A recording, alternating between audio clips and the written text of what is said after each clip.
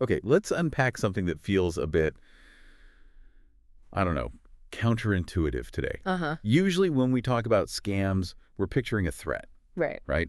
You know, the drill, scary voice, the IRS is coming for you, your computer has a Right. virus. It's all panic. It's all adrenaline. Exactly, it's a horror movie script. It is. That's the classic model. Fear, it just shuts down critical thinking. It's the stick approach. You scare someone enough, they stop thinking and just react. Right, but what if the scam doesn't come with a stick? What if it comes with, like, a carrot? What Ah. if the voice on the other end isn't threatening you, but congratulating you? And that is where it gets so dangerous because our defenses are all built for threats. We have firewalls for fear. We don't really have firewalls for, favors. So today we are doing a deep dive into the overpayment refund scam.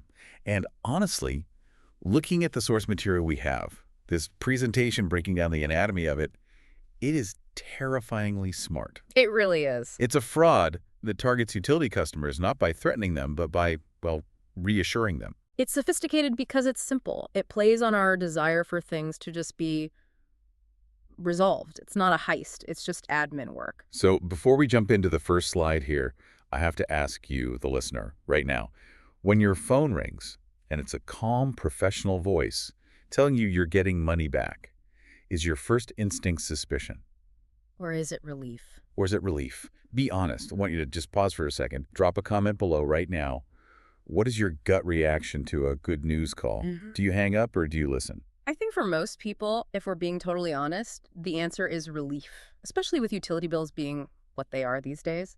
And that is exactly what this scam exploits. Our mission today is to walk through this thing step by step, page by page from our source. We want you to see the structure so you can recognize the blueprint, not just this one specific threat. Okay, let's look at phase one, the setup.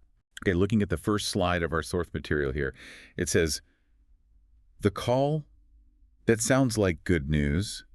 The scam starts with a refund. The victim is told they overpaid their electric bill. But here's what caught my eye immediately, the tone analysis. Right, look at the descriptors there. The caller isn't shouting, they aren't aggressive, they sound calm. Helpful. Procedural. Exactly. That's a huge point. The source mentions the tone specifically. It's admin. It's just paperwork. And the amount of money they mention, it says here, the amount is believable. Yes. It's not $1 million. It's a realistic figure, maybe $100, maybe 200. And that's a critical design choice. If someone calls and says you overpaid your electric bill by $5,000, you'd know that's wrong immediately. You'd catch the lie. Yeah, I'd remember that. But $75, that's plausible. Maybe you double paid a month. Maybe the meter was wrong. It just flies right under the radar. So psychologically, why does this work so well? Is it just that we're greedy? No, I don't think it's greed at all. It's about breaking the assumption. We assume scams feel urgent or hostile. When the interaction feels like administrative cleanup, our brain just categorizes it as safe. So it's not a robbery, it's just a chore being crossed off a list. Exactly that. The source highlights 3 big reasons why this works. First, trusted authority. Your utility company is an established institution. You trust them to keep the lights on, to handle the billing. If they say there's an error, you tend to believe them. Second is plausible scenario. Billing errors happen. They do, all the time. It's not an alien invasion, it's just an accounting error. And third, relief, not fear. It's framed as a positive resolution. They're fixing a mistake in your favor. It's almost like they're hacking your politeness. You don't want to be rude to the nice lady from the power company who's trying to give you $50, you know? That social contract is part of the trap. I want to throw this out to the listeners again. Do you automatically trust calls from, established institutions like your power company? Does that brand name lower your guard? Let us know in the comments if seeing Powder Company on the caller ID makes you pick up. That trust is the doorway. And once you open it, the scammer starts what the source calls the unfolding. Let's walk through that sequence. The source breaks this down into 5 steps on the next slide. And it's almost boring how procedural it is. Step 1, billing review. They mention a recent review of your account. It sounds official. It implies they've been doing work in the background for you. Step 2, immediate return. They offer to return the funds right away. Helpful again. Step 3, introduction. They say they're the power company. Okay. Step 4, verification. Now, hold on. This part confuses me. Why do they need to verify me? They called me. This is a brilliant psychological flip. They request verification to process the refund. By asking you to confirm who you are, your address, maybe the last four of your social letters, they're not asking for money. They're acting like a secure institution. Right. It makes them feel legitimate because they have security protocols. Yeah. If they just said, give me your credit card, you'd hang up. But by walking you through this boring verification, they're building what's called procedural trust. Oh, I see. You're complying with small, reasonable requests, which just primes you to comply with the big, dangerous requests later. It's the foot in the door technique, but for, like, boring paperwork. Yes. The source notes that this whole sequence is designed to have no red flags. It is intentionally boring. It's mundane. So they've got you on the line, you believe them, you're happy. Here's where it gets really interesting. Phase 3, the critical turn. This is where the trap snaps shut. But even the trap looks like they're helping you. The source says, the scam reveals itself in the final steps, often too late for the victim to notice. So how does the money actually move? Because remember, they're supposedly giving us money. Yeah. How do they steal from you while pretending to pay you? The mechanics are clever and terrifyingly technical. First, they ask for your bank details to deposit the refund. That seems logical. Sure, direct deposit, everyone uses it. But then comes the test transfer or the verification, and this is where the tech comes in. They might say something like, we need to connect to your computer to help you fill out the secure refund form. Okay, stop there. Connect to my computer. That sounds crazy. Why would anyone agree to that? Because they frame it as tech support. Oh, the refund failed to go through. You'll need to download our secure app so we can push the payment through. And then they ask you to download software like AnyDesk or TeamViewer. And for those listening who aren't tech savvy, what exactly happens when I download that? You are handing them the keys to your entire digital life. You aren't just downloading an app, you're giving them remote control of your mouse and keyboard. They can see your screen, they can see you log into your bank. That is terrifying. But wait, the source mentioned something else, a reversal request. How does that work? This is the real aha moment of the scam. Once they have access to your screen and you've logged into your bank to check for the refund, they pull a magic trick. They might distract you or black out your screen for a security update. While that's happening, they use a browser feature called Inspect Element. Inspect element, like coding stuff. It's actually very simple. It lets you edit what a web page looks like just on your own screen. So they go into your bank's code just on your display and they change your account balance. Let's say you had $1,000. They change the text to show $51,000. Wait, so when I look at my screen, it looks like I suddenly have 50 grand. Yes, your own eyes tell you the money is there. Yeah. But it's not real, it's just a digital mask. Then the scammer starts panicking. Oh my God, I made a mistake. I meant to send $50, but I sent $50,000. I'm going to lose my job. Please, you have to help me. Oh, wow. So they manufacture a crisis. Precisely. You see the money on your screen. You hear the panic in their voice. Your instinct is to be a good person and return the money that isn't yours. So you wire them $50,000 of your actual money to pay back the fake money they never sent. That's just diabolical. Because you think you're just correcting an error. And that's the reversal request. They make you the hero, saving their job while you're actually emptying your own savings account. The key takeaway from the source here is chilling. The scam isn't about giving you money. It's about getting you to move money yourself. Exactly. They don't steal it from your pocket. They talk you into handing it right to them. This brings us to phase 4, the psychology of invisible theft.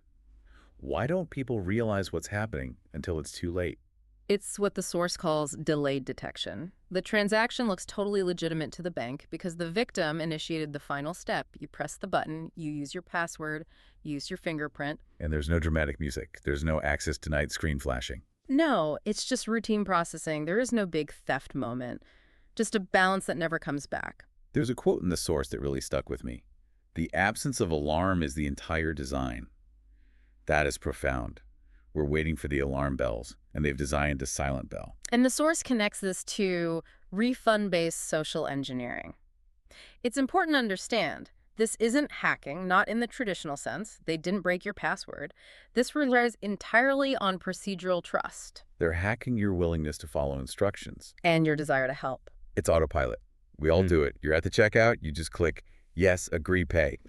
And that's what they are counting on. I want to ask the listener, have you ever done that?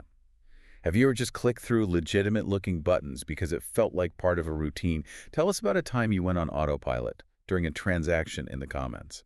I bet we've all done it. Oh, it happens to everyone. Recognizing that vulnerability is the first step to closing it. So how do we spot it?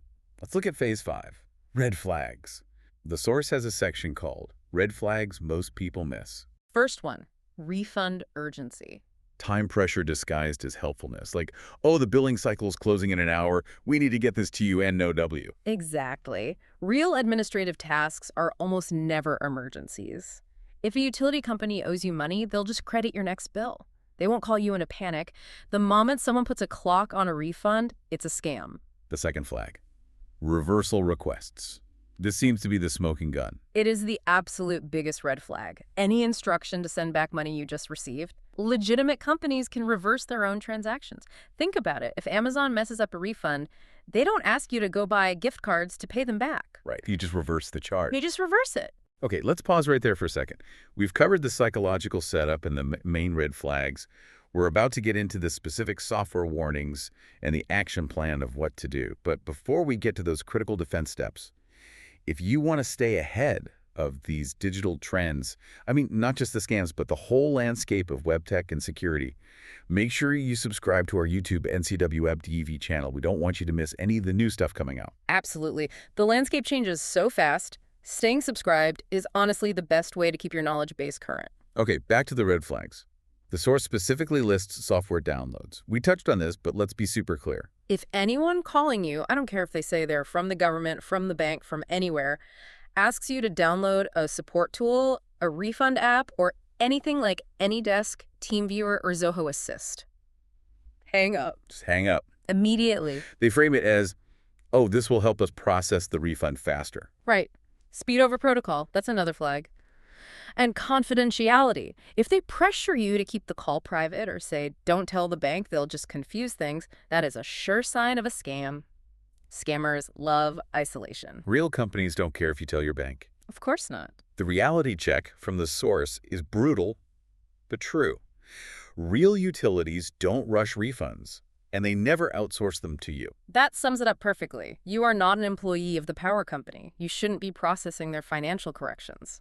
So let's talk reality. Phase 6. What actually happens? If I really did overpay my bill, what would my power company do? Well, the source outlines the standard procedures. First, refunds are usually just automatic bill credits. You just see a negative balance on your next statement. It happens quietly. Boring. I like boring. Boring is safe. Or they mail you a check, a physical check to your address on file. And if I think I overpaid? You initiate it. Customers start requests through verified portals, the official website you've always used. You log in yourself. What do they never do? They never call unsolicited. They never ask for bank credentials over the phone to deposit money. They never, ever require a software installation. And they never process a refund during that initial call. Okay, so that's the theory. But let's get practical. Phase 7. Action plan. The phone rings. It's the nice lady. She says you have $50 waiting. What do you do? Step 1, end the call. Don't argue. Don't explain why. Just hang up. Engaging just tells them you're a live number. Step 2, verify independently. Grab your actual paper bill, look at the number on the top, call that number, not the number they gave you, and don't just Google it. Scammers can buy ads to put fake numbers at the top of search results. Good tip. Use your bill. And step 3. Check your account. Log in directly on a separate device. If there's a refund, it will be in your notification center on the official site. There's a memorable mantra in the source material that I love. You verify refunds. Refunds don't verify you. I like that. It flips the whole power dynamic back to you, the consumer. Now, we have to talk about damage control. What if someone listening is sitting there thinking, oh no, I took a call like this yesterday, or my mom mentioned a nice man helping her with her computer. Okay, first thing. Time matters more than embarrassment. That is the critical rule. Don't feel stupid, just act. Scammers rely on your shame to buy them time. So what are the concrete steps? Contact your bank immediately, tell them you're a victim of fraud, and specifically mention remote access software, if that happened. Freeze the account, change all your credentials, passwords, PNs from a different clean device, and then file a report. And the source mentions that financial institutions have fraud protocols for this. You aren't the first person this has happened to. They have a playbook to help. Acting quickly really does improve the outcome. Hesitation is the enemy here. Okay, let's move to phase 8, prevention and the bigger lesson. How do we stop this from happening again? We need to change our mindset. We need to treat refunds as threats. But that sounds so cynical. Don't give me money. It is cynical, but it's a necessary survival skill now. Good news requires the same level of verification as bad news. If someone offers you free money, your guard should go UP, not down. And callback verification. Make it a habit. If your bank calls, your utility calls, Amazon calls, hang up. Call them back on a trusted number. It adds 30 seconds to your day, but it could save you thousands of dollars. The source also mentions educating the household. This is huge. Maybe you know this, but does your mom? Does your grandfather? Seniors are so often targeted because they're more trusting of institutional authority. Yeah. If someone says they're from the power company, an older generation is just wired to respect that title. So you have to explain the remote access trap. You do. So looking at the big picture here, what's the bigger lesson from the source? The lesson is that modern scams don't break in. They walk you straight through the front door. They exploit procedural trust. They make the theft feel like a routine, boring administrative task. Wow. If you can spot that pattern, the pattern of boring urgency, the whole scam just collapses. Modern scams don't break in. They walk you through the door. That is a powerful image.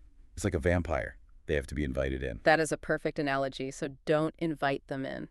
Before we wrap up, one last question for you, the listener. Who in your life needs to hear about this specific pattern? Is it a parent? A spouse who's always rushing through admin tasks? Tag them in the comments or just share this deep dive with them. It might save them a lot of trouble. Spreading the word is the best defense we have. So, to summarize, you don't need fear to be safe. You need pattern recognition. Structure is the defense against social engineering. Be boring. Follow protocol. Verify everything. I want to leave you with a final thought to mull over. The most dangerous scams feel like paperwork routine, administrative, and ultimately forgettable.